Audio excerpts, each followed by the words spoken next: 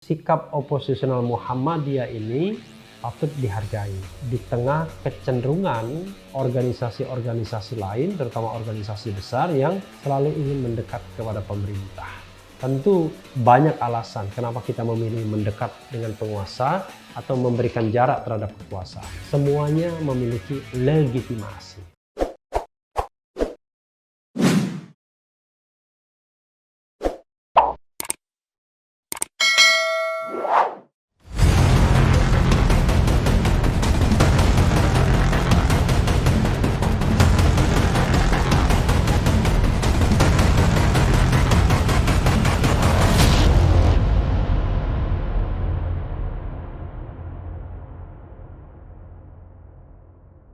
Assalamualaikum warahmatullahi wabarakatuh, Sobat RH sekalian.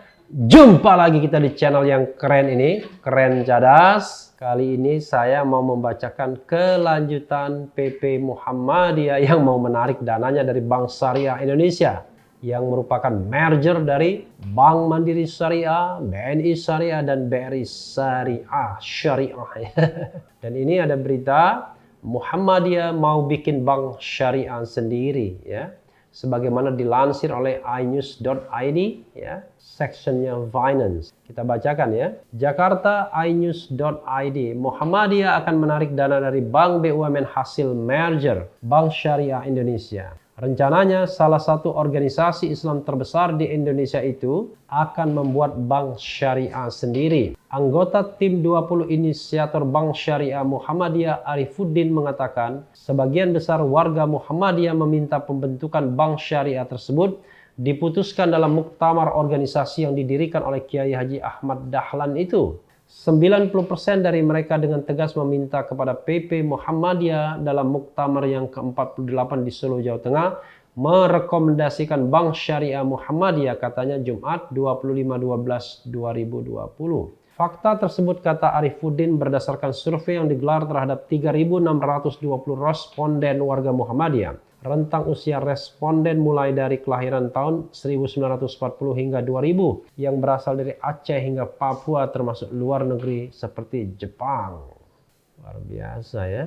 78,4% responden adalah warga Muhammadiyah yang aktif dalam organisasi otonom (Ortom), organisasi di luar Ortom, maupun lembaga dan majelis di lingkungan persyarikatan. Sedangkan sisanya adalah simpatisan dan masyarakat umum, katanya. Soal bentuk kelembagaannya, sebanyak 90% responden setuju berbentuk bank, lalu 21,2% setuju adanya BPR Syariah, dan 17,3% Baitul Mal wa Tamwil BMT. Ya, Sobat RH sekalian, itu tadi dari Muhammadiyah, ya. Ini ada juga berita, ini alasan PBNU dukung pembentukan Bank Syariah Indonesia. Jadi berbeda. Saya hanya ingin membahas tentang Muhammadiyah yang mau membentuk bank syariah sendiri, ya. Ini bisa dilihat dari sisi ekonomi dan dari sisi politiknya. Kalau dari sisi ekonomi saya tidak terlalu paham, ya, Sobat RH sekalian, karena bukan ahli ekonomi. Background saya hukum tata negara yang sangat dekat dengan politik. Jadi sebenarnya sikap politik Muhammadiyah relatif lebih menjaga jarak dengan pemerintahan Presiden Jokowi ketimbang NU. Kalau NU terlihat bukan lagi menjaga jarak, sangat-sangat dekat, ya. Elit-elit NU berada di ring kekuasaan, seputar kekuasaan. Sementara elit-elit Muhammadiyah menjauh, entah untuk alasan apa, ya. Terakhir, kursi wakil Menteri Pendidikan untuk jatah Muhammadiyah mereka tolak. Ini menarik. Kenapa? Karena memang barangkali Muhammadiyah dalam tanda kutip ngambek, ya. Dalam tanda kutip. Kenapa begitu? Biasanya jatah Menteri Pendidikan itu untuk mereka. Hanya memang tradisi tersebut sempat sedikit berganti ketika Anies Baswedan menjadi Menteri Pendidikan. Tapi digantikan akhirnya oleh mantan Rektor Universitas Muhammadiyah Malang, yang sekarang masih menjadi Menteri Koordinator Pembangunan Manusia. Nah, menariknya memang Muhammadiyah mesti beberapa kadernya ada di pemerintahan, dan juga bahkan mantan Ketua PP Muhammadiyahnya menjadi salah satu penasehat di BPIP, ya, menjadi apa ya istilahnya, anggota Dewan Pengarah, karena ketua Dewan Pengarahnya adalah Megawati Soekarno Putri, yaitu Profesor Syafii Ma'arif. Tetapi sikap politik Muhammadiyah memang lebih oposisional terhadap pemerintahan Jokowi. Termasuk mantan-mantan ketua PP Muhammadiyah seperti Muhammad Amin Rais dan juga Profesor Din Samsudin. Mereka sangat kritis terhadap pemerintahan Presiden Jokowi. Struktural Muhammadiyah seperti itu juga. Misalnya suara keras yang sering disuarakan oleh M. Bushro Muqaddas. Beliau adalah mantan ketua Komisi Yudisial dan juga pernah menjadi ketua KPK, Komisi Pemberantasan Korupsi.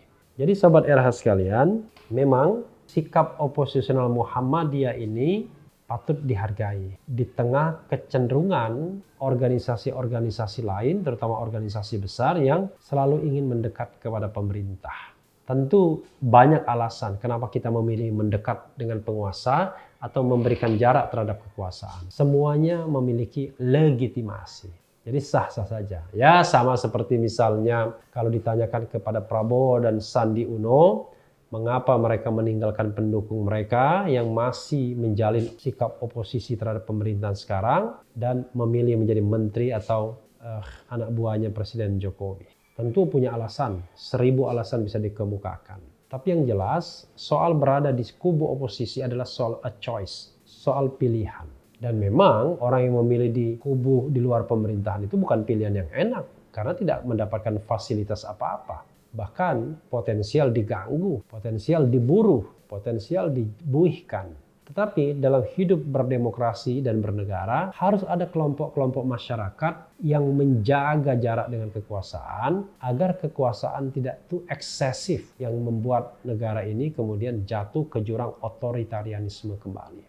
Jadi oposisional Muhammadiyah mengingatkan pemerintah bahwa tidak semua rakyat Indonesia setuju dengan kebijakan-kebijakan dan policy pemerintah. Muhammadiyah adalah gerbong besar yang memberikan catatan yang selalu kritis, bahkan berjuang untuk misalnya melakukan judicial review terhadap ketentuan-ketentuan yang dianggap bertentangan dengan konstitusi. Jadi sobat era sekalian, saya ingin mengapresiasi sikap Muhammadiyah seperti ini karena berada di jalur oposisi itu pasti tidak enak.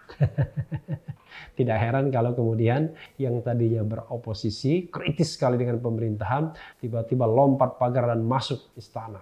Karena disitulah semuanya kenikmatan ada, ya, kekuasaan, kewenangan, fasilitas semuanya ada di sana, sehingga tidak heran di antara 10 manusia barangkali lebih banyak yang memilih untuk berada di lingkar kekuasaan dengan alasan apapun, ya, dengan alasan persatuan, dengan alasan berkontribusi untuk negara, seolah-olah berkontribusi untuk negara itu hanya menjadi bagian dari pemerintahan atau penguasa. Padahal menjaga nalar demokrasi, menjaga agar negeri ini tetap menjadi negeri bebas, itu sama mulia dan terhormatnya. Nah, kita hargai masing-masing peran kita, ya, biarlah nanti zaman dan tentu saja Sang Pencipta yang akan menilai semuanya. Apakah kita digerakkan oleh nafsu berkuasa atau oleh keinginan luhur supaya berkehidupan berkebangsaan yang bebas.